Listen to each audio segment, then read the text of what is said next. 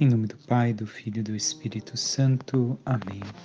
O anjo do Senhor anunciou Maria, ela concebeu do Espírito Santo. Ave Maria, cheia de graça, o Senhor é convosco. Bendito sois vós entre as mulheres, bendito é o fruto do vosso ventre, Jesus. Santa Maria, Mãe de Deus, rogai por nós, pecadores, agora e na hora de nossa morte. Amém. Eis aqui a serva do Senhor, faça-se em mim segundo a vossa palavra. Ave Maria, cheia de graça, o Senhor é convosco. Bendito sois vós entre as mulheres, e bendito é o fruto do vosso ventre, Jesus. Santa Maria, Mãe de Deus, rogai por nós, pecadores, agora e na hora de nossa morte. Amém. E o Verbo divino se fez carne e habitou entre nós. Ave Maria, cheia de graça, o Senhor é convosco. Bendita sois vós entre as mulheres, bendito é o fruto do vosso ventre, Jesus. Santa Maria, Mãe de Deus, rogai por nós, pecadores, agora e na hora de nossa morte. Amém. Rogai por nós, Santa Mãe de Deus, para que sejamos dignos das promessas de Cristo. Oremos, infundi, Senhor, em nossas almas a vossa graça, como vos pedimos, para que nós, que pela anunciação do anjo viemos a saber o mistério de vossa encarnação, paixão e morte de cruz, cheguemos um dia à glória eterna dos céus, pelo mesmo Cristo, Senhor nosso. Amém.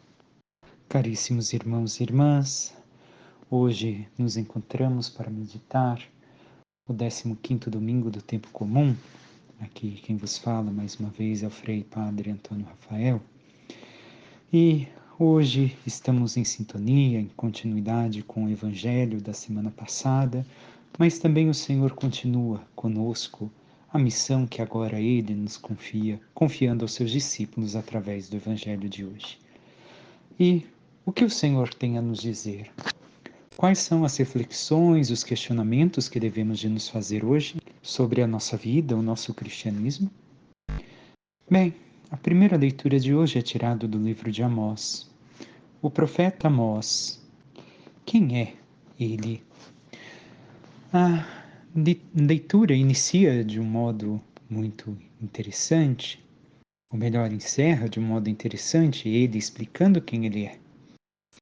Amós diz que é um pastor de gado e cultivador de sicômoros. Este é Amós. Por que vemos isto agora? Para termos compreensão que o profeta aqui que nos é colocado não tem títulos. Ezequiel, semana passada, quando ouvimos, era sacerdote. Amós, não. Amós é uma pessoa simples, do meio do povo, que o Senhor chama para ser seu profeta. E aqui recordemos, como alguns já têm dito, que no Brasil parece que tantas vezes os títulos fazem a pessoa, e muitas vezes as pessoas com tantos títulos não sabem aquilo que fazem. Nem sempre ter título quer dizer que a pessoa é mais sábia. Porque, como vemos, Amós, sendo tão simples, sendo uma pessoa do povo, com tão pouco conhecimento, se abrindo plenamente a Deus, conhecendo a vontade de Deus e anunciando aquilo que o Senhor pedia, era mais sábio do que aqueles que eram os sacerdotes, os profetas de seu tempo. Ao menos no reino de Judá. E o que o Senhor tem a dizer então para nós? Vamos à leitura. Naqueles dias disse Amazias, sacerdote de Betel, a Amós: vidente, sai à procura de refúgio em Judá, onde possas ganhar teu pão e exercer a profecia. Esta primeira parte nos mostra Amazias, sacerdote e profeta do rei, do reino de Efraim. Ali está este sacerdote que é sacerdote, por assim dizer, por descendência, trabalhava, é daqueles que eram sacerdotes do tempo do reino de Israel, antes da separação dos dois reinos. E ele não reconhece Amós como um profeta de Deus. Simplesmente inicia chamando ele de uma forma que o insulta, vidente, como se dissesse qualquer insulto a qualquer pessoa. Não aceita que Amós é o profeta que Deus mandou para avisar tudo aquilo que deveria de ocorrer para este povo, para que se convertesse, abandonasse. Recordemos, em Betel havia 2 bezerros de ouro que foram feitos pelo rei para que o povo adorasse justamente no reino a Deus nesta forma, para que não fosse a Jerusalém e ali não se convertesse ao rei de Judá, ou se voltasse contra ele. E assim fez com que o povo servisse e adorasse a estes Baals. Esta leitura apareceu ao longo desta semana a todos aqueles que acompanham a liturgia diariamente. E o Senhor, então, enviou Amós, este simples homem.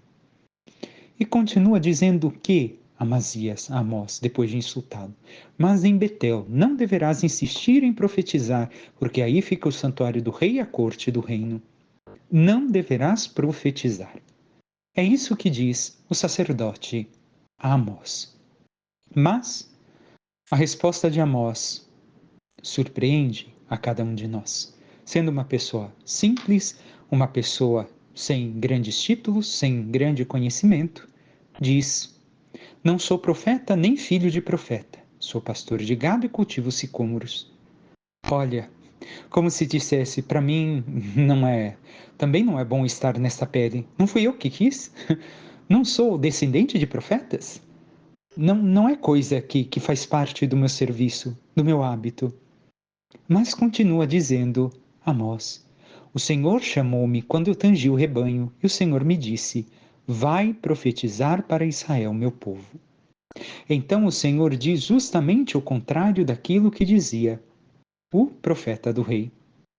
E qual é a diferença de ambos? Devemos recordar que Amazias, sendo profeta do rei e sacerdote, aquilo que profetizava era tudo aquilo que agradasse ao rei. É tudo aquilo que fosse cômodo, lhe mantesse no seu cargo, concedesse a ele a postura de amigo do rei, amigo da corte. Já Amós, aquilo que vai anunciar é justamente o que o Senhor lhe pede e que tantas vezes não é agradável. Que tantas vezes ninguém quer escutar. E aqui já temos vários aspectos a olhar para a nossa vida. O Senhor chama a todos nós a profetizar. Não importa quem somos. Devemos de recordar, pelo batismo somos sacerdotes, profetas e reis. E a profecia se realiza também através de nós. Não esperemos, como meditamos semana passada, grandes sinais, grandes coisas que o Senhor manifeste para cada um de nós, para que iniciemos a profecia. Mas tenhamos uma vida segundo Cristo, como vamos meditar dentro um pouco no Evangelho, segundo o seu Evangelho, aquilo que o Senhor nos pede, para que assim anunciemos e profetizemos ao mundo aquilo que o Senhor quer lhes dizer. Não importa quem nos insulte, por causa de sermos fiéis ao Senhor.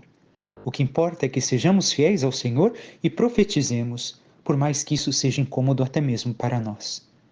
E anunciemos aquilo que o Senhor pede, e não aquilo que é agradável aos homens.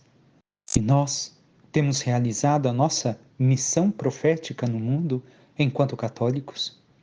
Temos profetizado com a nossa vida unida à vida, à divindade de Cristo, para mostrar ao mundo a presença de Deus e anunciado aquilo que é errado, mostrando os erros, como diz Santo Agostinho, a verdade na caridade, a verdade com amor, anunciando com amor os caminhos errados que estão tomando e assim, muitas vezes, caminhando pela perdição eterna, para que se convertam e vivam.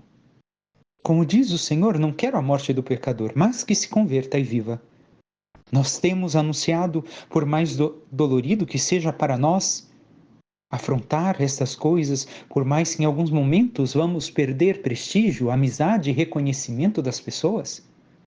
O Senhor é quem nos envia a evangelizar, a profetizar para Israel. Israel agora é o mundo inteiro. Nós temos anunciado neste mundo em que vivemos, temos profetizado aquilo que o Senhor nos pede. E o Salmo de hoje nos diz: mostrai-nos, ó Senhor, a vossa bondade e a vossa salvação nos concedei. E tudo aquilo que o Salmo retrata é justamente o que o profeta deve de dizer. Quer ouvir o que o Senhor irá falar. É a paz, é a plenitude de vida que ele vai anunciar. Está perto a salvação dos que o temem, e a glória habitará em nossa terra. Os que temem ao Senhor, os que o amam, os que querem viver este amor, que quer agradar a pessoa amada, estes verão plenamente a salvação. Nós temos agido dessa forma? E o Salmo ainda continua, reportando tudo aquilo que a profecia nos leva a fazer. Mas no último verso que hoje se apresenta, o Senhor nos dará tudo o que é bom e a nossa terra nos dará suas colheitas. A justiça, ou seja, a santidade andará na sua frente e a salvação há de seguir os passos seus.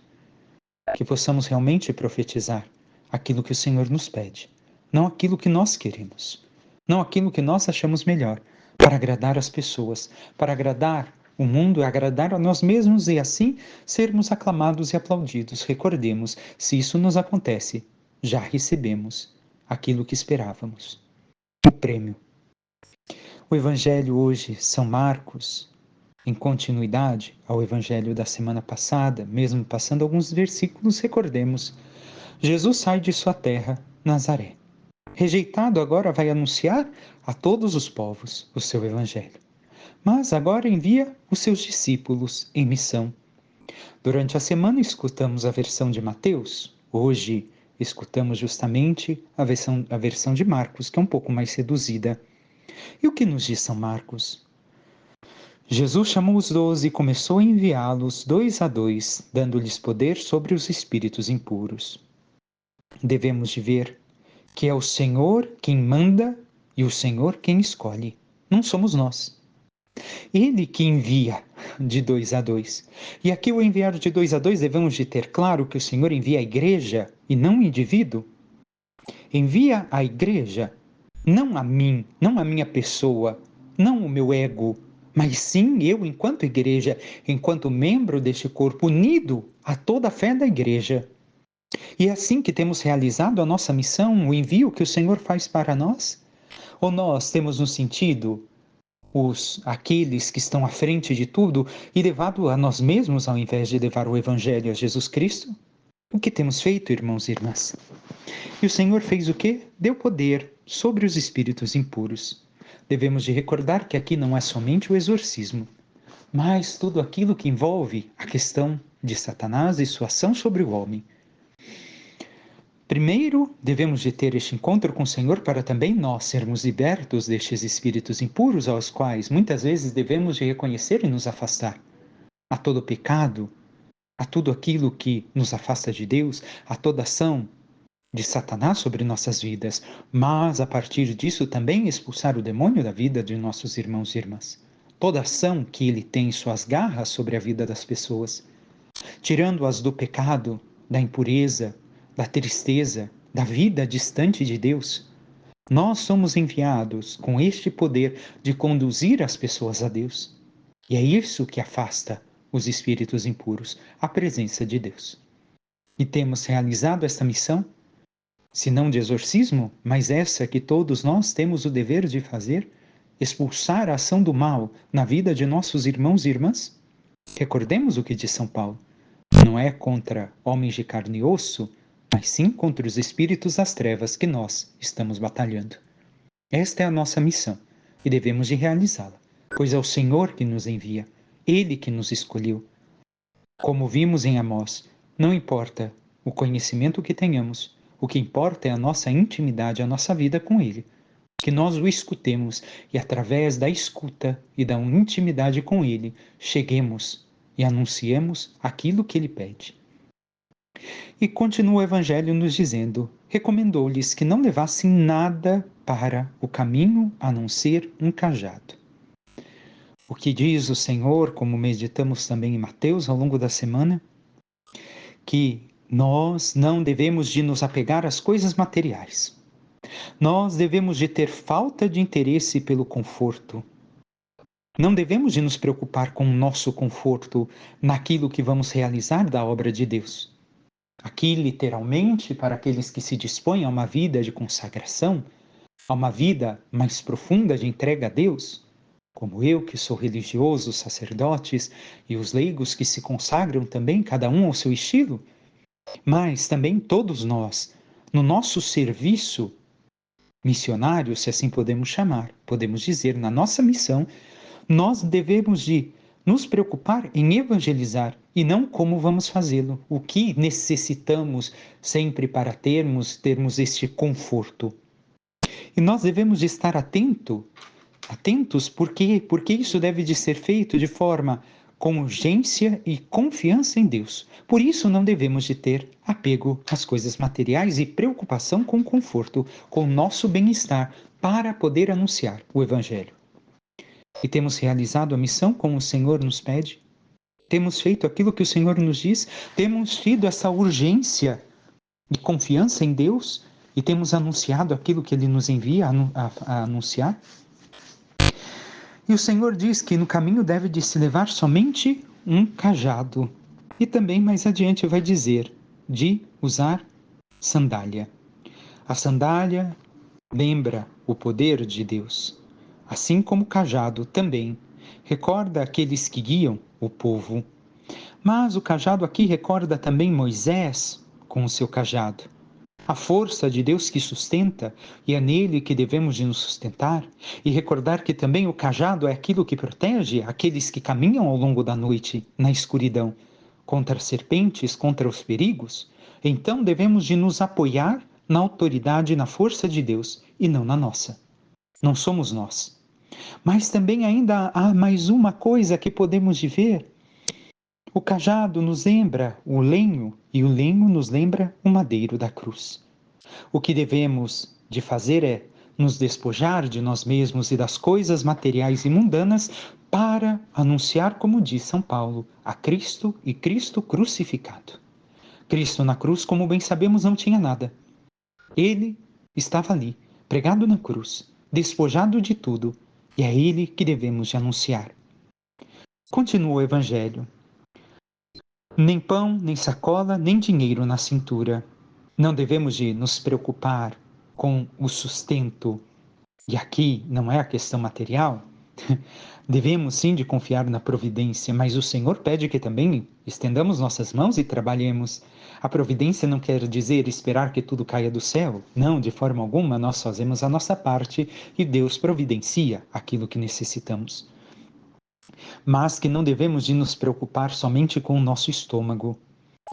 E sacola, por que não? Porque a sacola, ela pode carregar uma grande quantia de dinheiro, então o desapego à materialidade, aos bens, às riquezas deste mundo. Nem dinheiro na cintura, por quê? O que podia ir na cintura? Somente algumas moedas. Nem aquele pequeno trocadinho, aquela coisinha de apoio que eu poderia ter, eu não devo de me apegar a elas. Devo de confiar exclusivamente em Deus para realizar a sua missão. E assim nós devemos de nos questionar, temos realizado isso? Como disse, alguns são chamados a esta vida, os consagrados, os religiosos, as religiosas.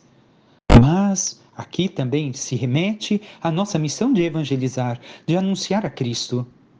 Nós temos tido esse total desapego às coisas materiais, ao nosso estômago, a nós mesmos, para anunciar a Cristo, não importa aquilo que nos aconteça. E continua o Evangelho. Mandou que andassem de sandálias e que não levassem 2 túnicas.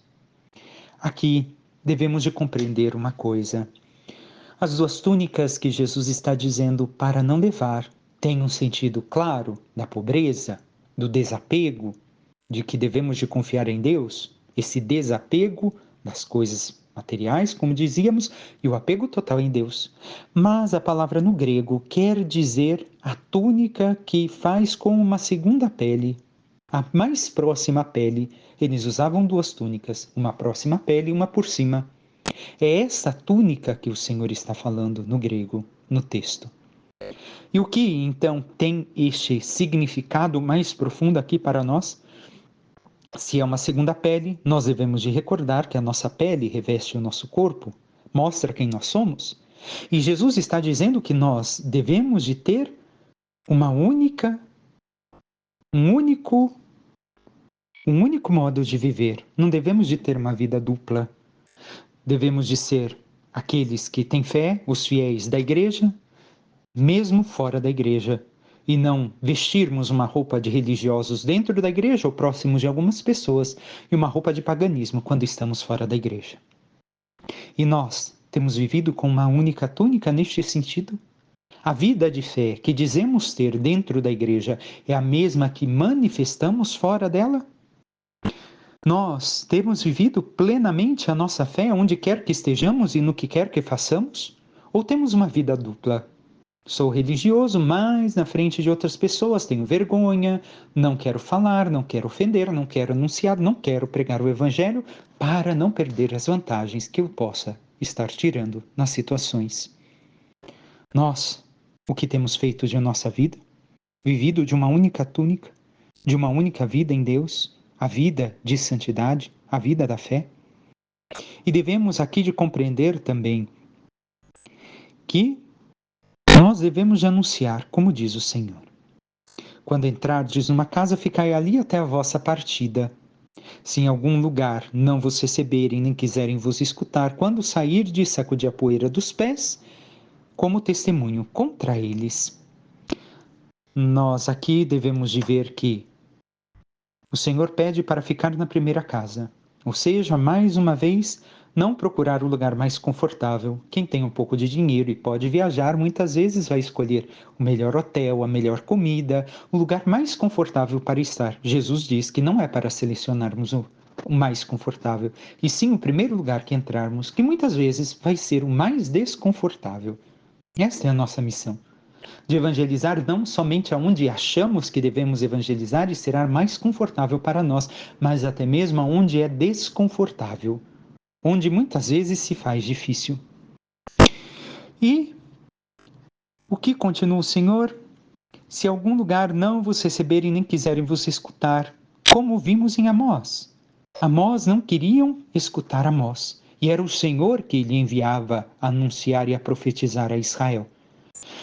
Então, nós devemos de ver que aquilo que devemos de anunciar é o magistério e a fé. Tudo aquilo que o Senhor pede juntamente com o Evangelho.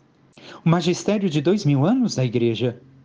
É isso que nós devemos de anunciar. Porque se está 2000 anos em pé, não deve de ser uma coisa que não funciona, que não está certo.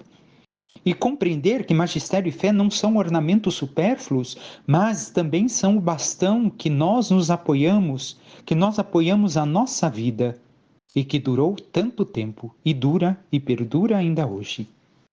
Nós temos conhecido melhor o magistério e a fé da nossa igreja, de 2000 anos de fé, para nós também nos apoiarmos neste bastão em Deus e assim podermos anunciar aquilo que Ele pede?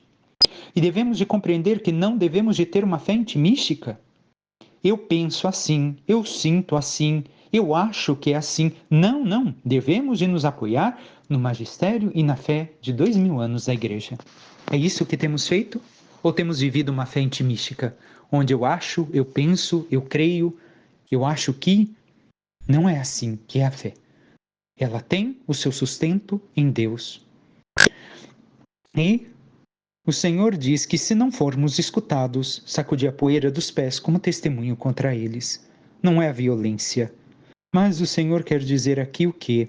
Era um símbolo que faziam os judeus quando voltavam da terra dos pagãos. Todas as nações pagãs, quando eles voltavam das nações pagãs, eles batiam a poeira dos calçados, que querem dizer que não pertencem ao povo judeu. Não pertencem àquele povo pagão.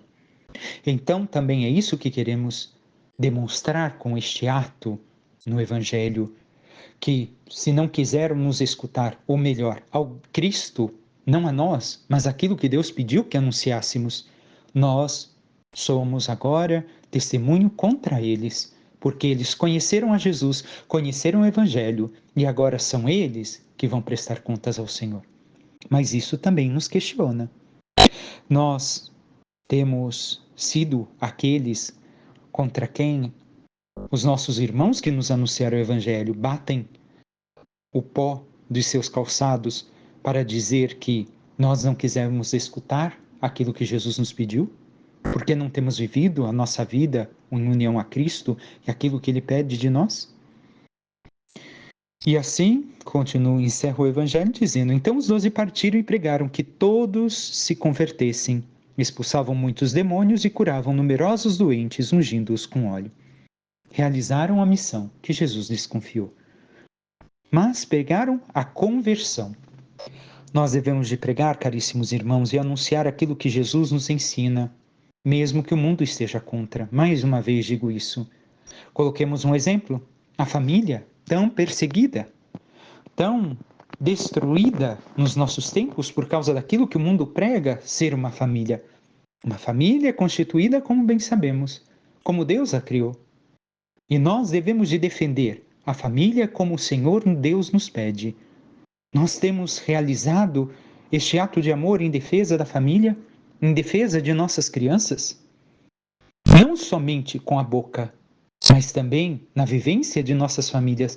Temos vivido como perfeitos pais, mães, filhos. Não adianta eu falar uma coisa e agir como outra, vestir duas túnicas. Recordemos, devemos de ter uma vida única, não uma vida dupla. Se sou pai, mãe de família, sou fiel ao meu matrimônio. E ainda a conversão.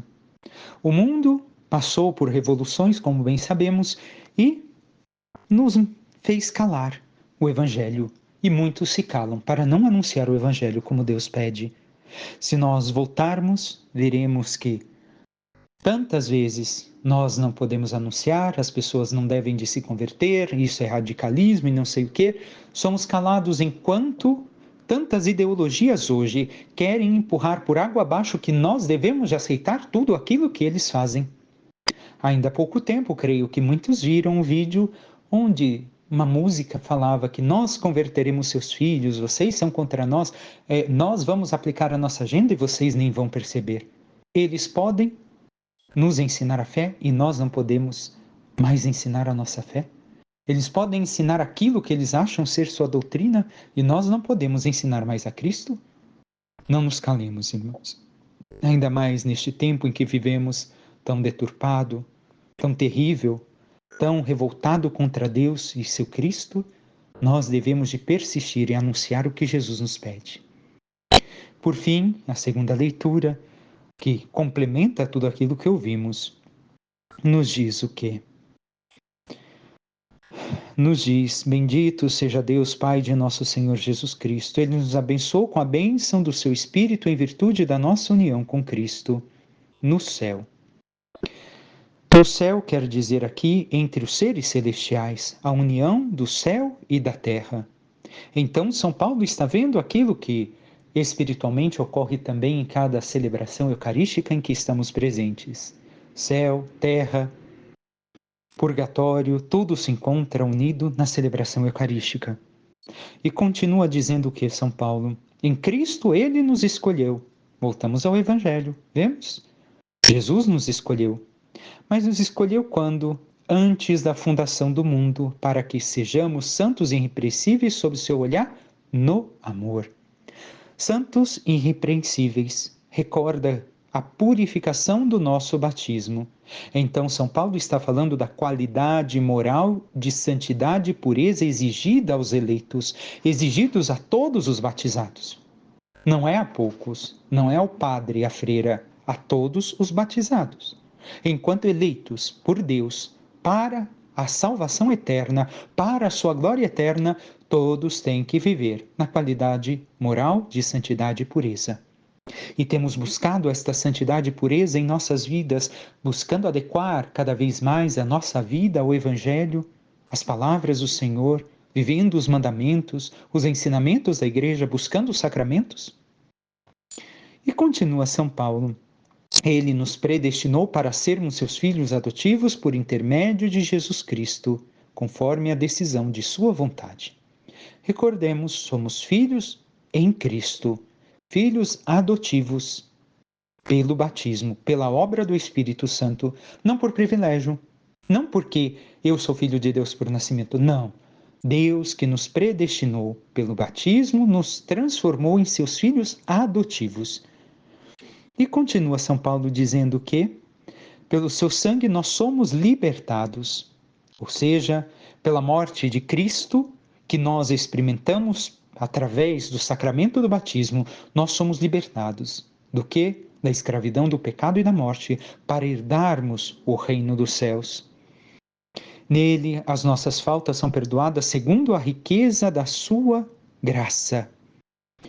Nós devemos aqui de compreender também que é pura graça de Deus que nós somos perdoados, se nos arrependemos e voltamos a Ele.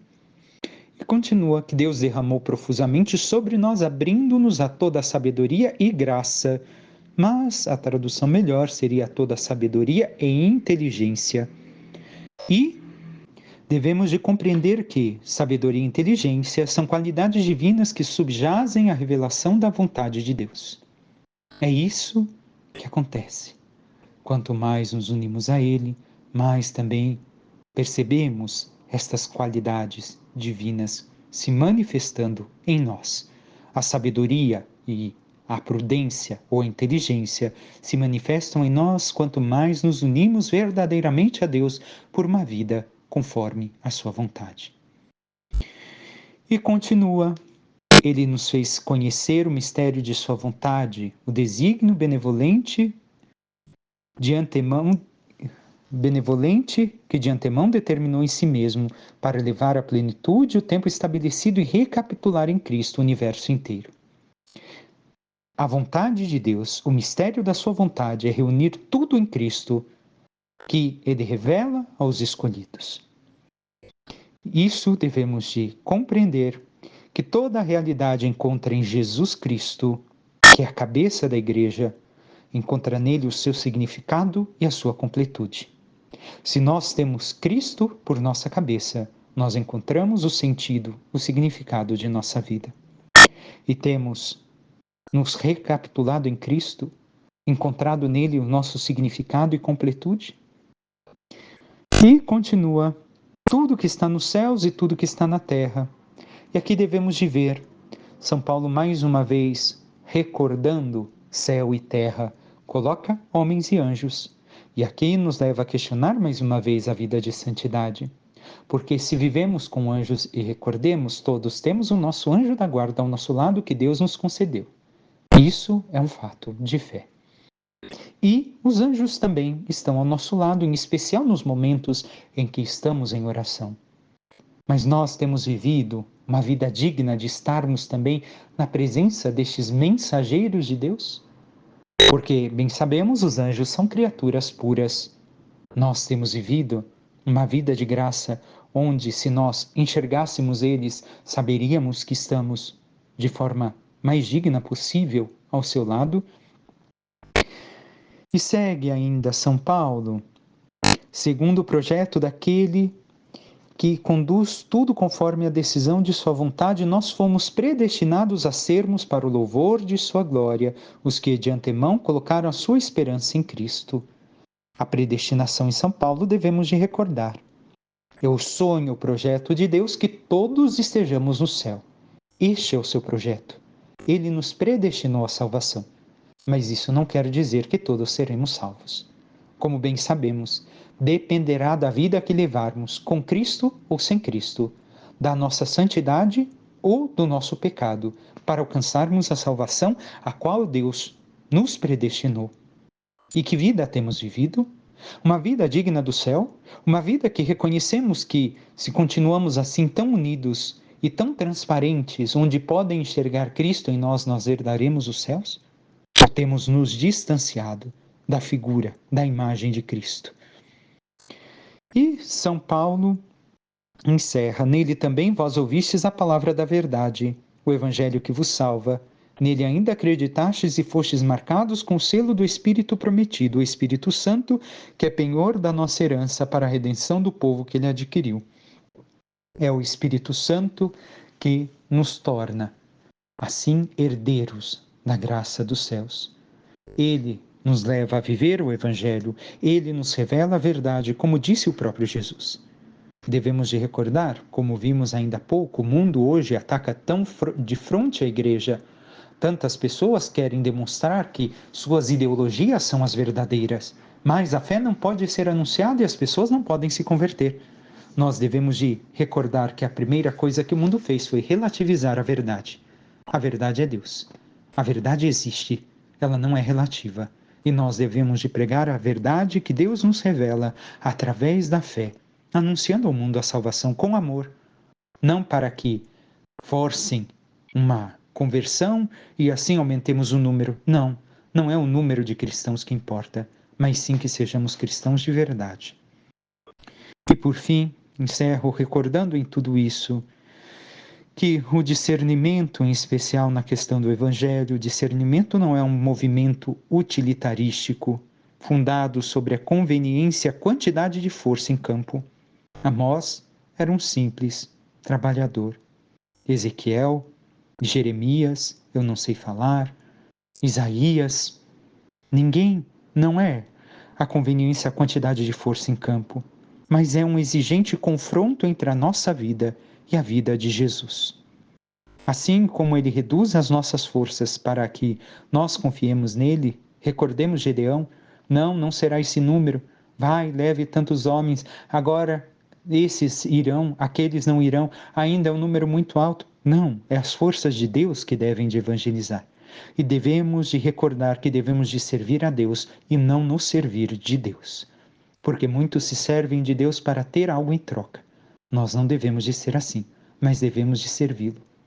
Porque, como disse São Paulo, ele nos fez participar do seu mistério, através da unção e da graça do Espírito Santo. Que possamos, assim, ser verdadeiros discípulos do Senhor e anunciar o seu Evangelho a todo mundo, sermos profetas, conforme o nosso batismo pediu. Peçamos à Santíssima Virgem Maria que interceda por cada um de nós e nos ajude a vivermos conforme a graça de Deus nos pede, na santidade e pureza que o Senhor nos pede, para que, vivendo cada vez mais unidos a Ele também em oração, possamos escutar a sua voz e profetizar como Ele nos envia a profetizar, anunciando ao mundo o seu Evangelho, anunciando o magistério e a fé da Igreja, para que todos, chegando ao conhecimento da verdade de Cristo, possam a Ele se voltar, se conhecer e participar da salvação que Deus lhes preparou, para que assim um dia possamos juntos nos alegrar na glória dos céus. Louvado seja o nosso Senhor Jesus Cristo, para que sempre seja louvado. Que Deus vos abençoe, em nome do Pai, e do Filho, e do Espírito Santo. Amém.